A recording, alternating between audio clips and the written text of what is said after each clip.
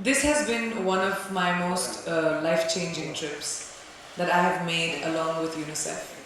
I've had the incredible good fortune of working and being associated with UNICEF, which is an organization that doesn't care about the history, the geography, the physicality, anything of a child except the fact that it's a child. And every child deserves a future, and every child deserves an opportunity to contribute to humanity. And I think that I find myself extremely privileged that I can take UNICEF's message to the world and actually be a means to an end. When I went to the Rohingya camps, and now I have spent about 4 days in Cox's Bazar, and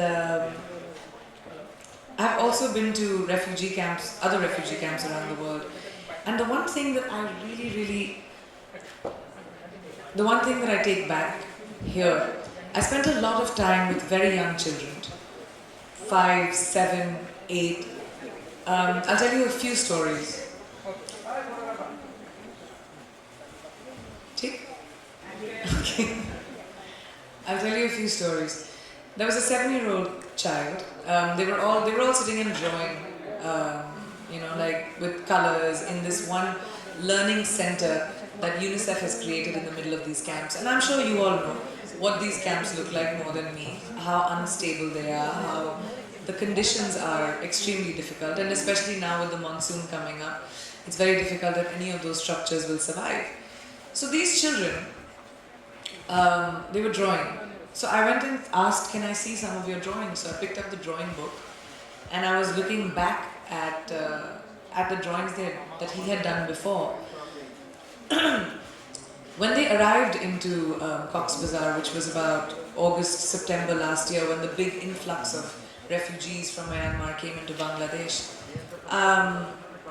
him and his family had walked for about 15 days, and all his drawings were children playing soccer on a football field and helicopters spraying bullets at them. Rocket launchers, and these are 5, 6-year-old children. Rocket launchers being launched at their homes. Heads lying separate, bodies lying separate, hands lying separate. Now these are children at 5, 6, 7. That's what they remember. That's what they know. I had the incredible opportunity and good fortune of meeting Honorable Prime Minister today, the Honorable Prime Minister of Bangladesh today, and we spent a lot of time talking about this, and I really have to applaud the government of Bangladesh, who has opened up their borders and allowed so many refugees to come in. Almost 1 million people that Bangladesh has allowed inside, just because of humanity. And humanity is what this world needs the most. I don't care about differences anymore.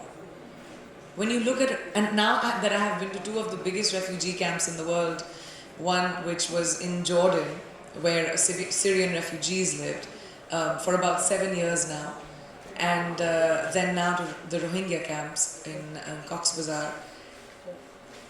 The only thing I can see is a generation of children that will not have education, that will be illiterate, that will be vulnerable to violence, people putting guns in their hands instead of pens. What will happen to the world when there's a huge generation of children that become vulnerable to violence? The world is already in a precarious place. Look at the amount of violence that is happening around the world. Do we need any more hatred? Do we need any more of that? To me, as a global community, the message that I want to take from these camps is that refugee children are the world's responsibility, because they don't have anywhere to go. Basic things that a child needs to not have a stunted development: food, clean water, so that they don't get cholera or diarrhea or die because of malnutrition.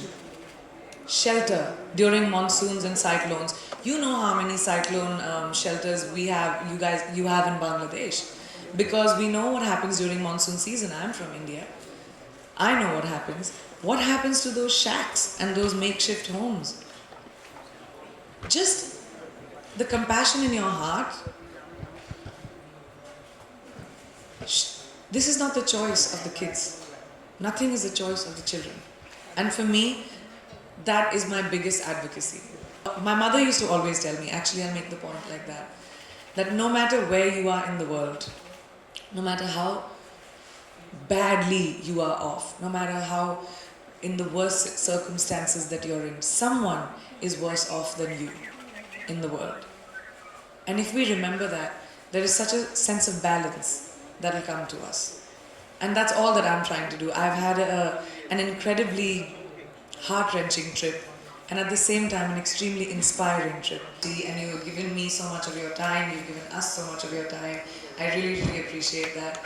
Thank you, and I hope that we get to meet again, and I hope I get to come to your beautiful country again. Thank you.